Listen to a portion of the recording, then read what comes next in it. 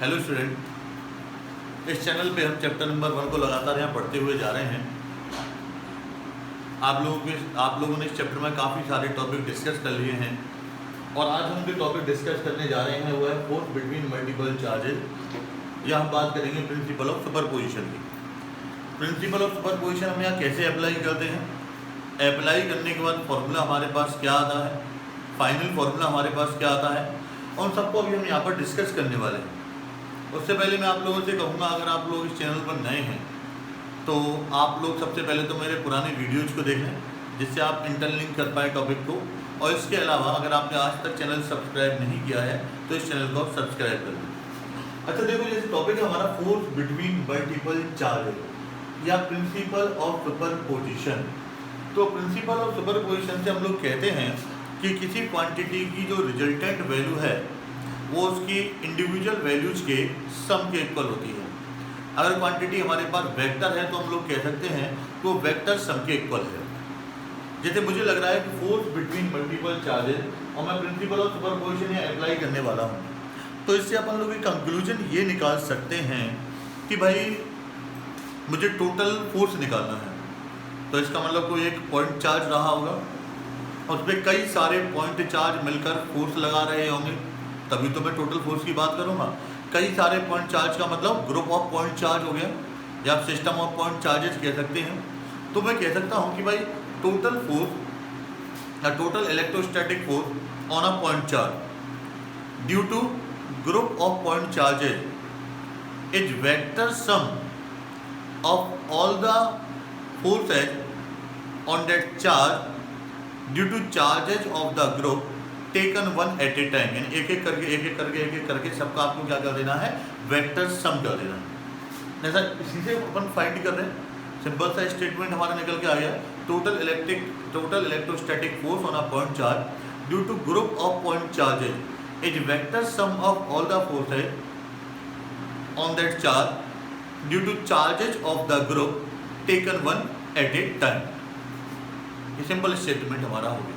तो इससे हम निकाल सकते हैं कि भाई F वेक्टर हो जाएगा F1 vector plus F2 vector, जितने भी वेक्टर्स हैं उनका वेक्टर सम अपने को करना है। लेकिन सबसे पहला क्वेश्चन हमारे दिमाग में आता है कि भाई टोटल फोर्स को फाइंड करने के लिए हम इस सुपरपोजिशन प्रिंसिपल का यूज कैसे कर पाते हैं। तो जैसे मैं आपसे कहूँ कि ये Q1 चार्ज है, इससे स्मॉल r डिस्टेंस पर ये Q2 चार्ज है। अब Q2 चार्ज है, Q1 चार्ज पे फोर्स अप्लाई करेगा और जो फोर्स अप्लाई करेगा वो हो जाएगा K Q1 Q2 upon r²। अब मैं क्या करता हूँ, यहाँ पर इस Q3 चार्ज को और प्लेस कर देता हूँ। केवल पहले यहाँ पर Q1 और Q2 थे, अब Q3 और आ गया। अब मैं आपसे पूछूँ इस Q3 चार्ज को लाने पर बताओ Q2 Q1 पे कितना फोर्स अप्लाई करेगा। तो same answer K Q1 Q2 upon r²। फिर मैं क्या करता हूँ कि भाई Q4 को और रख देता हूँ। अब पूछो बताओ Q2 Q1 पे कितना फोर्स अप्लाई करेगा, तो उतना ही करेगा कि Q1 Q2 अपॉन r²। अब भैया मैंने Q5 और रख दिया, लेकिन फिर भी फोर्स उतना ही आ रहा है। इसका मतलब क्या निकला कि अगर इन दोनों चार्जेस के पास में और भी चार्ज को प्लेस करता हुआ जाता हूँ तो इन दोनों के बीच में जो इलेक्ट्रोस्टैटिक फोर्स है वो अनचेंज रहता है, उसमें कोई भी चेंज नहीं आता। तो फिर इनको रखने से क्या हुआ, कि पहले तो केवल Q2 ही फोर्स लगा रहा था, अब Q3 भी लगाएगा, Q4 भी लगाएगा, Q5 भी लगाएगा। तो अगर मुझे टोटल फोर्स निकालना है तो मुझे क्या करना होगा, इन सबके फोर्स का वेक्टर सम करना होगा।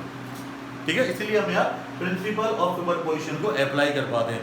अगर ऐसा होता कि इसको यहाँ रखते ही इन दोनों के बीच का फोर्स चेंज हो जाता तो क्या मैं इनका इंडिविजुअली सम कर सकता था क्या, वो मेरे लिए पॉसिबल नहीं होता। और जब मेरे लिए पॉसिबल नहीं होता तो प्रिंसिपल ऑफ सुपरपोजिशन भी अप्लाई करना भी पॉसिबल नहीं होता। इसका मतलब यहाँ प्रिंसिपल ऑफ सुपरपोजिशन अप्लाई किया जा सकता है, लेकिन क्यों किया जा सकता है, क्योंकि इन दोनों के बीच में लगने वाला जो फोर्स है इनके पास और चार्जेस को प्लेस करने पर चेंज नहीं होता।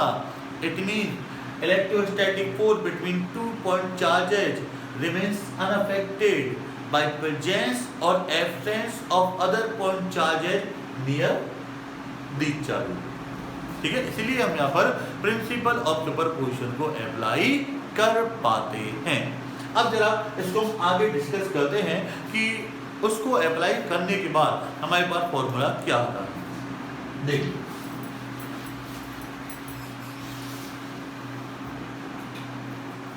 सपोज कीजिए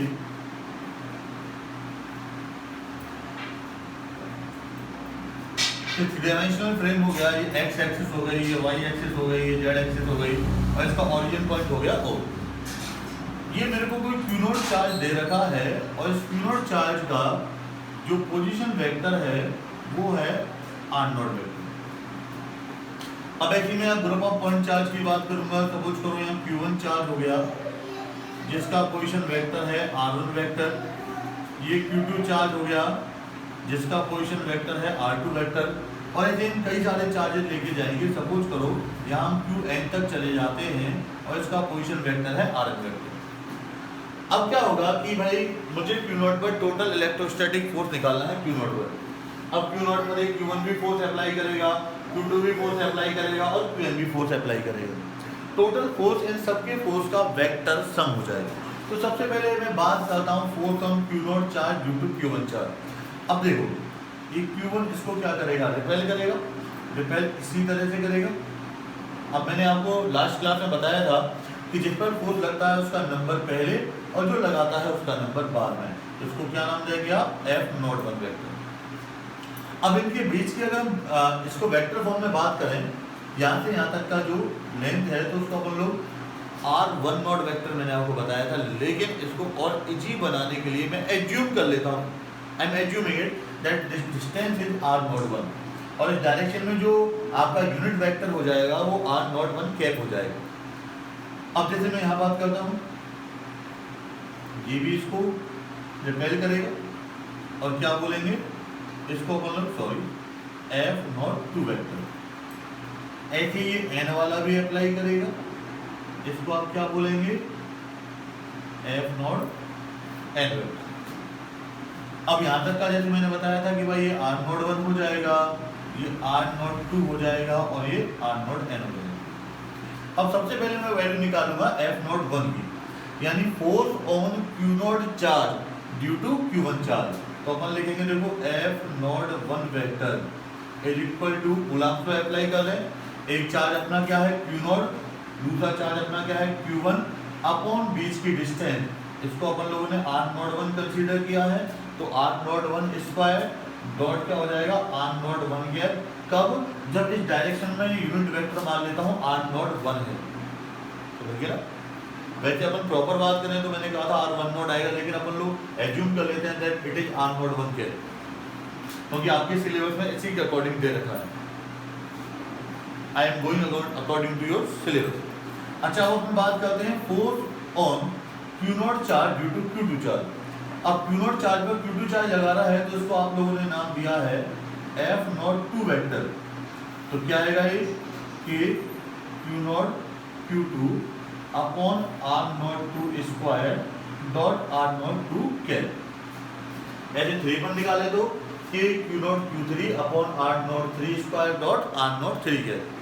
4 पर निकाले तो कि Q not Q4 upon R not 4 square dot R not 4 cap. इसी तरह से हम n तक जाएंगे और n से जो आएगा वो हो जाएगा F not n vector is equal to K Q naught Qn upon R naught n square dot R naught n। अब मुझे क्या करना है कि भाई टोटल फोर्स निकालना है तो मुझे प्रिंसिपल ऑफ सुपरपोजिशन अप्लाई करना पड़ेगा और उससे F vector is equal to आ जाएगा F not 1 vector plus F nought 2 vector plus dot dot dot F not n vector. क्या जाएगा F not 1 vector plus F nought 2 vector और dot dot करके कहाँ तक सम करेंगे अपन F not n vector. Value product करते हुए जाइए तो F vector is equal to आ जाएगा K Q nought Q1 upon R not 1 square dot R not 1 के प्लस आ जाएगा K Q not Q2 upon R not 2 square dot R not 2 के plus dot dot dot K Q naught Qn upon R naught n square dot R naught n के।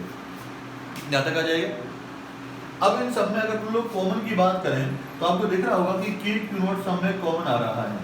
अगर मैं K Q not को common ले लूँ तो यहाँ क्या बचा मेरे पास Q1 upon R not 1 square dot R not 1 के। प्लस क्या आएगा Q2 upon R02 square dot R02 cap plus dot dot dot Qn upon R0n square dot R0n cap. ये यहाँ पर आ जाएगा, यहाँ पर आएगा। तो अपन लोगों ने यहाँ तक इसको फाइंड कर लिया। फाइंड कर लिया तो मुझे क्या करना है कि इनका सम करना है। तो सम करने के लिए यहाँ मैं सिग्मा का यूज कर लूँ तो F vector is equal to आ जाएगा K Q नॉट। अब सिग्मा से सम कर दें। सम कहाँ से स्टार्ट करना है, 1 से स्टार्ट करना और n तक करना है। अब मैं नंबर तो लिख नहीं सकता कि भाई Q1 लिखूँ फिर Q2 लिखूँ फिर Q3 लिखूँ, तो मुझे एक सिंबल का यूज करना पड़ेगा। तो जहाँ पर भी नंबर आ रहा है वहाँ मैं सिंबल लगा लेता हूँ I, यानी मैं इसको सम करना स्टार्ट करूँगा I। और I की वैल्यू कहाँ से स्टार्ट हो रही है, 1 से, और 1 से कहाँ तक जा रही है, n तक। I equal 1 to I equal n। अब जहाँ नंबर है वहाँ I लगाना है। तो देखो Q1 था, इसके आ जाएगा QI अपॉन R01 है तो R0I स्क्वायर डॉट हो जाएगा R0I के। तो प्रिंसिपल और सुपरपोजिशन से अगर आप टोटल फोर्स का फॉर्मूला यहाँ पर निकालना चाहें तो F वेक्टर इक्वल टू आ जाएगा K Q naught I equal 1 to I equal n QI upon R0I square dot R0I। तो आज की क्लास हम यहीं कंक्लूड करते हैं। ये हमारा टॉपिक कंप्लीट हो गया है, बाकी टॉपिक हम कल डिस्कस करेंगे।